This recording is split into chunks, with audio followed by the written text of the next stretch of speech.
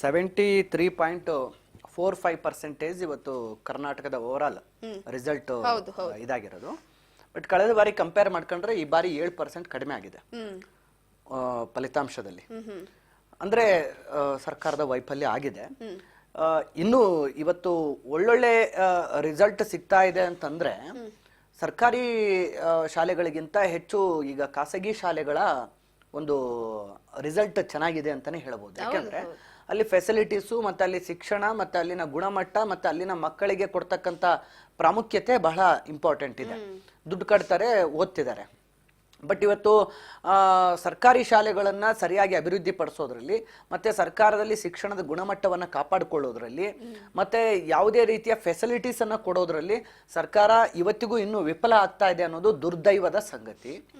ಅದರಲ್ಲೂ ಪ್ರತಿ ವರ್ಷ ಕೂಡ ರಿಸಲ್ಟ್ ಬಂದಂತ ಸಂದರ್ಭದಲ್ಲಿ ತಾವು ಈಗಾಗಲೇ ಹೇಳ್ತಾ ಇದ್ರಿ, ಉಡುಪಿ ಯಾವಾಗ್ಲೂ ಫಸ್ಟ್ ಅಲ್ಲಿ ಇರುತ್ತೆ.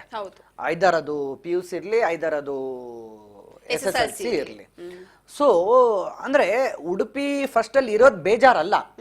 ಯಾವಾಗ್ಲೂ ಲಾಸ್ಟ್ ಅಲ್ಲಿ ಯಾದಗಿರಿ ಇರುತ್ತಲ್ಲ ಅಥವಾ ಗುಲ್ಬರ್ಗ ಇರುತ್ತಲ್ಲ, ಈ ಉತ್ತರ ಕರ್ನಾಟಕ ಭಾಗದ ಅದರಲ್ಲೂ ವಿಶೇಷವಾಗಿ ಹೈದರಾಬಾದ್ ಕರ್ನಾಟಕ ಭಾಗದ ಜಿಲ್ಲೆಗಳಿರುತ್ತಲ್ಲ, ಅದು ನಿಜವಾಗ್ಲೂ ಕೂಡ ಸರ್ಕಾರಕ್ಕೆ ಇನ್ನೂ ಕಣ್ಣು ತೆರೆಯಕ್ಕೆ ಆಗ್ತಿಲ್ವಲ್ಲ ಅನ್ನುವಂತ ನೋವಿನ ಸಂಗತಿ.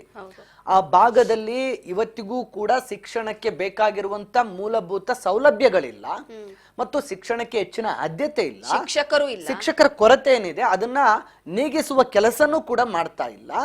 ಸೊ ಇದರಿಂದಾಗಿ ಆ ಭಾಗದಲ್ಲಿ ಇವತ್ತು ಬಹಳಷ್ಟು ವಿದ್ಯಾಭ್ಯಾಸದ ಕೊರತೆ ಆಗ್ತಾ ಇದೆ. ಇನ್ನು ಒಂದ್ ಕಡೆ ಶಿಕ್ಷಕರಲ್ಲೂ ಕೂಡ ಬದಲಾವಣೆ ಬರ್ಬೇಕು ರೂಪ. ಯಾಕೆಂದ್ರೆ ಈ ಭಾಗದ ಶಿಕ್ಷಕರು ಏನ್ ಮಾಡ್ತಾರೆ, ನಮ್ಗೆ ಅಲ್ಲಿಗೆ ಹಾಕಿದ್ರೆ ನಾವು ಹೋಗಕ್ ಆಗಲ್ಲ ಅಂದ್ರೆ ಬೆಂಗಳೂರು ಅಥವಾ ಹಳೆ ಮೈಸೂರು ಅಥವಾ ಮೈಸೂರು ಅಥವಾ ಈ ದಕ್ಷಿಣ ಕನ್ನಡ, ಉಡುಪಿ ಈ ಭಾಗದವರು ಆ ಭಾಗಕ್ಕೆ ಹೋಗಕ್ಕೆ ಹಿಂದರಿತಾರೆ. ಯಾಕೆ ಹಿಂದರಿತಾರೆ ಅಂತಂದ್ರೆ, ಒಂದು ಬಿಸಿಲಿನ ತಾಪಕ್ಕೆ ನಮ್ಗಲ್ಲಿ ಹೊಂದ್ಕೊಳಕ್ ಆಗಲ್ಲ, ಅಲ್ಲಿನ ಒಂದು ಪದ್ಧತಿಗೆ ನಾವಲ್ಲಿ ಬದುಕಕ್ಕಾಗಲ್ಲ. ಸೊ ಅಲ್ಲಿ ನಮ್ಮ ಮಕ್ಕಳಿಗೂ ಉತ್ತಮ ಶಿಕ್ಷಣ ನಾವು ಕೊಡ್ಸೋಕ್ಕಾಗಲ್ಲ. ಹೀಗಾಗಿ ನಮ್ಮ ಒಂದು ಕುಟುಂಬದ ಹಿತದೃಷ್ಟಿಯಿಂದ ನಾವು ಅಲ್ಲಿಗೆ ಹೋಗೋದು ಕಷ್ಟ ಆಗತ್ತೆ ಅಂತೇಳಿ ಈ ಭಾಗದ ಶಿಕ್ಷಕರು ಆ ಭಾಗಕ್ಕೆ ಹೋಗಿ ಟೀಚಿಂಗ್ ಮಾಡೋಕೆ ಇಷ್ಟಪಡ್ತಾ ಇಲ್ಲ. ಆ ಭಾಗದಲ್ಲಿ ಶಿಕ್ಷಣದ ಕೊರತೆಯಿಂದಾಗಿ ಅಲ್ಲೂ ಕೂಡ ಶಿಕ್ಷಕರ ಸಂಖ್ಯೆ ಕಡಿಮೆ ಇದೆ. ಮತ್ತೆ ಅಲ್ಲಿ ಶಿಕ್ಷಕರನ್ನ ತಗೊಂಡ್ರು ಕೂಡ ಹೆಚ್ಚಿನ ಶಿಕ್ಷಕರನ್ನ ಈ ಕಾಂಟ್ರಾಕ್ಟ್ ಬೇಸ್ ಮೇಲೆ ಅಂದ್ರೆ ಅತಿಥಿ ಉಪನ್ಯಾಸಕರ ಒಂದು ವರ್ಗದಲ್ಲಿ ತಗೊಳ್ತಾರೆ. ಸೊ ಇದರಿಂದಾಗಿ ಇವತ್ತು ಅಲ್ಲಿ ದೊಡ್ಡ ಸಮಸ್ಯೆ ಆಗ್ತಾ ಇದೆ. ಸೊ ಮೀಸಲಾತಿಗಳು ಅಂತ ಮಾಡ್ತಾರಲ್ಲ, ಯಾಕೆ ಇದನ್ನ ಮಾಡಬಾರ್ದು? ಈ ಭಾಗದಲ್ಲಿ ಎಲ್ಲಿ ರಿಸಲ್ಟ್ ಕಡಿಮೆ ಬಂದಿದೆಯೋ ಆ ಭಾಗದಲ್ಲಿ ಹೆಚ್ಚಿನ ಒಂದು ಶಿಕ್ಷಕರ ನೇಮಕಾತಿಗೆ ಮೀಸಲಾತಿ ತರಲಿ. ಈ ಭಾಗಕ್ಕೆ ಹೋಗೋರಿಗೆ ಹೆಚ್ಚಿನ ಆದ್ಯತೆ ಕೊಡ್ತೀವಿ ಅಂತ ಹೇಳಬೇಕಾದ್ರೆ ಕಂಡಕ್ಟ್ ಮಾಡಲಿ. ಆವಾಗ ಸರಿಯಾಗಿ ಅಲ್ಲಿ ಶಿಕ್ಷಕರ ಸಂಖ್ಯೆಯನ್ನ ಸರಿದೂಗಿಸಬಹುದು. ಬಟ್ ಇಲ್ಲಿ ಸರ್ಕಾರದ ಇಚ್ಛಾಶಕ್ತಿ ಕೊರತೆ ಸಹಜವಾಗಿ ಎದ್ದು ಕಾಣ್ತಾ ಇದೆ. ಹೀಗಾಗಿ ಆ ಭಾಗದಲ್ಲಿ ಶಿಕ್ಷಕರ ಕೊರತೆ ಆಗ್ತಾ ಇದೆ ಒಂದು ರೂಪ. ಇಲ್ಲಿ ನಾವು ಬಹಳ ಸ್ಪಷ್ಟವಾಗಿ ಗಮನಿಸಬೇಕಂದ್ರೆ, ಉಡುಪಿ ದಕ್ಷಿಣ ಕನ್ನಡ, ಬೆಂಗಳೂರು ದಕ್ಷಿಣ, ಕೊಡಗು, ಬೆಂಗಳೂರು ಉತ್ತರ ಕನ್ನಡ, ಶಿವಮೊಗ್ಗ, ಬೆಂಗಳೂರು ಗ್ರಾಮಾಂತರ ಇಲ್ಲಿವರೆಗೂ ನೋಡೋದಾದ್ರೆ ಪರ್ಸೆಂಟೇಜು 80ವರೆಗೂ ಇದೆ. 80%, ಫ್ರಮ್ 93 to 80% ಇಲ್ಲಿವರೆಗೂ ಇದೆ.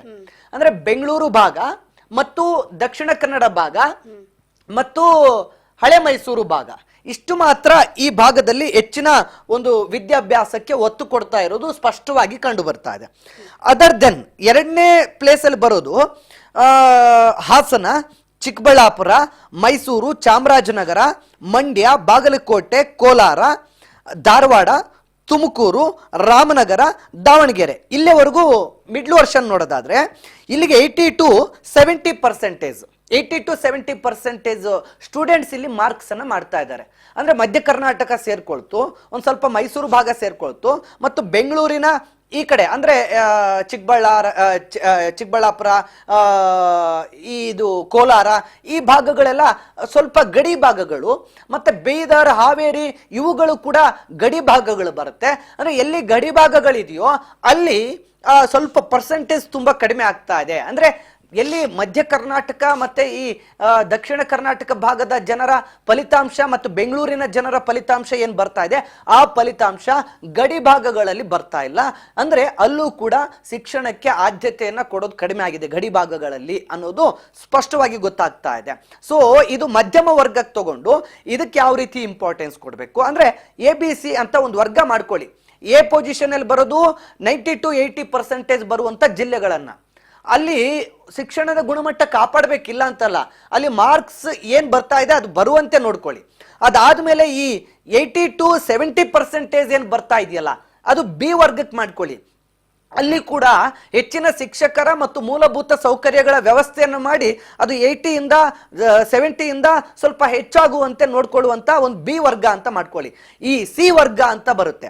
ಆ ಸಿ ವರ್ಗ ಎಲ್ಲಿಂದ ಶುರುವಾಗುತ್ತೆ ಅಂತಂದ್ರೆ ರಾಮನಗರ, ಹಾವೇರಿ, ಬೀದರು, ಕೊಪ್ಪಳ, ಚಿಕ್ಕೋಡಿ, ಗದಗ, ಬೆಳಗಾವಿ, ಬಳ್ಳಾರಿ, ಚಿತ್ರದುರ್ಗ, ವಿಜಯಪುರ, ರಾಯಚೂರು, ಕಲಬುರಗಿ, ಯಾದಗಿರಿ, ಎಲ್ಲ ಉತ್ತರ ಕರ್ನಾಟಕ. ಒಂದೇ ಒಂದು ಜಿಲ್ಲೆ ಕೂಡ ನೋಡಿ 70% ಅಬೋ ಆ ಜಿಲ್ಲೆಗಳು ಬಂದ್ರೆ 70% ಬಿಲೋ 70% ಬಿಲೋ ಈ ಉತ್ತರ ಕರ್ನಾಟಕ ಭಾಗ ಇದೆ.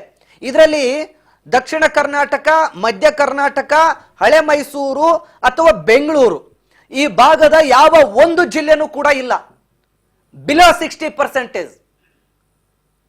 ಎಲ್ಲವೂ ಅಬೋ 60% ಇದೆ ಈ ಭಾಗಗಳಲ್ಲಿ. ಆ ಭಾಗದಲ್ಲಿ ಉತ್ತರ ಕರ್ನಾಟಕ ಭಾಗದಲ್ಲಿ ಕಲ್ಯಾಣ ಕರ್ನಾಟಕ ಇರ್ಬೋದು ಅಥವಾ ಕಿತ್ತೂರು ಕರ್ನಾಟಕ ಇರ್ಬೋದು 60 ಬಿಲೋ ಇರ್ತಕ್ಕಂಥ ಜಿಲ್ಲೆಗಳು ಈ ಭಾಗದಲ್ಲೇ ಇರೋದು. ಒಂದೇ ಒಂದು ಜಿಲ್ಲೆ 70-80% ಅಲ್ಲಿ ಇಲ್ಲಿ ಇಲ್ಲ ಲೀಸ್ಟ್ ಅಲ್ಲಿ. ನೀವು ಲೀಸ್ಟ್ ನೋಡಿದ್ರೆ ಇನ್ನೊಂದ್ಸರಿ ಓದ್ತೀನಿ ನಾನು ಲೀಸ್ಟ್ ಅನ್ನ. ಹಾವೇರಿ, ಬೀದರು, ಕೊಪ್ಪಳ, ಚಿಕ್ಕೋಡಿ, ಗದಗ, ಬೆಳಗಾವಿ, ಬಳ್ಳಾರಿ, ಚಿತ್ರದುರ್ಗ, ವಿಜಯಪುರ, ರಾಯಚೂರು, ಕಲಬುರಗಿ, ಯಾದಗಿರಿ ಇವೆಲ್ಲ ಉತ್ತರ ಕರ್ನಾಟಕ ಜಿಲ್ಲೆಗಳು. ಒಂದೇ ಒಂದು ಜಿಲ್ಲೆಯಲ್ಲಿ ಈ ನಾನೇನು ಹೇಳಿದ್ನಲ್ಲ ಹಾವೇರಿಯಿಂದ ಈ ಕಲಬುರಗಿವರೆಗೂ ಯಾದಗಿರಿವರೆಗೂ ಆ ಅಷ್ಟು ಜಿಲ್ಲೆಗಳಲ್ಲಿ ಬಿಲೋ 60% ಮಾರ್ಕ್ಸ್ ಆಗಿದೆ, 60ಗಿಂತ ಒಳಗಿದೆ. ಮತ್ತೆ ಈ ಜಿಲ್ಲೆಗಳಲ್ಲಿ ಒಂದೇ ಒಂದು ಜಿಲ್ಲೆ ಕೂಡ 60 ಅಬೋ ಇಲ್ಲ, 60 ಅಬೋ ಒಂದು ಜಿಲ್ಲೆ ಕೂಡ ಇಲ್ಲ. ತೋರಿಸಿ, ಅರ್ಥ ಮಾಡ್ಕೊಳ್ಳಿ ಉತ್ತರ ಕರ್ನಾಟಕ ಭಾಗವನ್ನ ಎಷ್ಟರ ಮಟ್ಟಿಗೆ ರಾಜ್ಯದಲ್ಲಿ ನಿರ್ಲಕ್ಷ್ಯ ಮಾಡ್ತಾ ಇದೆ ಅಂತ. ಅನುದಾನದ ವಿಚಾರದಲ್ಲಿ ನಿರ್ಲಕ್ಷ್ಯ, ಮೂಲಭೂತ ಸೌಕರ್ಯಗಳ ವಿಚಾರದಲ್ಲಿ ನಿರ್ಲಕ್ಷ್ಯ, ಆರೋಗ್ಯದ ವಿಚಾರದಲ್ಲಿ ನಿರ್ಲಕ್ಷ್ಯ, ಇನ್ನು ಸಚಿವ ಸಂಪುಟದಲ್ಲಿ ಸಚಿವ ಸ್ಥಾನಗಳನ್ನು ಕೊಡೋದ್ರಲ್ಲೂ ನಿರ್ಲಕ್ಷ್ಯ, ಅಧಿಕಾರ ಹಂಚಿಕೆಯಲ್ಲೂ ನಿರ್ಲಕ್ಷ್ಯ. ಈಗ ಶಿಕ್ಷಣ ಇದು ಹೊಸದಲ್ಲ, ಇದು ನಮ್ಮ ಕರ್ನಾಟಕ ಹುಟ್ಟಿದಾಗ್ಲಿಂದಲೂ ಕೂಡ, ನಮ್ಮ ಕರ್ನಾಟಕ ರಾಜ್ಯ ರಚನೆ ಆದಾಗಿಂದಲೂ ಕೂಡ ಈ ಅನ್ಯಾಯ ಆ ಭಾಗಕ್ಕೆ ಆಗ್ತಾನೆ ಬರ್ತಾ ಇದೆ.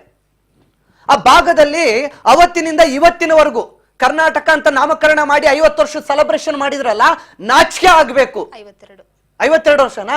52 ವರ್ಷ ಅಂತ 2 ವರ್ಷ ಎಕ್ಸ್ಟ್ರಾ. 52 ವರ್ಷ ಸೆಲೆಬ್ರೇಷನ್ ಮಾಡಿದಿರಲ್ಲ, ನಾಚಿಕೆ ಆಗ್ಬೇಕು. 52 ವರ್ಷದಲ್ಲಿ ಉತ್ತರ ಕರ್ನಾಟಕ ಭಾಗದಲ್ಲಿ ಕನಿಷ್ಠ ಶಿಕ್ಷಣದಲ್ಲಿ ಒಂದು ವ್ಯವಸ್ಥೆಯನ್ನ ಬದಲಾವಣೆ ಮಾಡಕ್ಕಾಗಿಲ್ಲ ಅಂತಂದ್ರೆ ನಿಮ್ಮ ಕೈಗನ್ನಡಿ ಇದು. ಆಡಳಿತಕ್ಕೆ ಮತ್ತೆ ಅಭಿವೃದ್ಧಿಗೆ ಮತ್ತು ಅಲ್ಲಿನ ಶಿಕ್ಷಣಕ್ಕೆ ಮತ್ತು ಚಿಕಿತ್ಸೆಗೆ ನೀವು ಕೊಟ್ಟಿರುವಂತ ಒತ್ತೇನು ಅಂತ. ಆ ಭಾಗದಿಂದ ಎಷ್ಟೋ ಜನ ಇವತ್ತು ಆಯ್ಕೆ ಆಗಿ ಮುಖ್ಯಮಂತ್ರಿಗಳಾಗಿದ್ದೀರಿ, ಸಚಿವರುಗಳಾಗಿದ್ದೀರಿ, ಕೇಂದ್ರ ಸಚಿವರುಗಳಾಗಿದ್ದೀರಿ, ಕೇಂದ್ರದಲ್ಲಿ ದೊಡ್ಡ ದೊಡ್ಡ ಹುದ್ದೆಯಲ್ಲಿದ್ದೀರಿ. ಅವ್ರಿಗೆಲ್ಲರಿಗೂ ಕೂಡ ಈ ಮಾರ್ಕ್ಸ್ ಕಾರ್ಡು ಕೈಗನ್ನಡಿ ಇದ್ದಂಗಿದೆ. Shame on you peoples, Shem.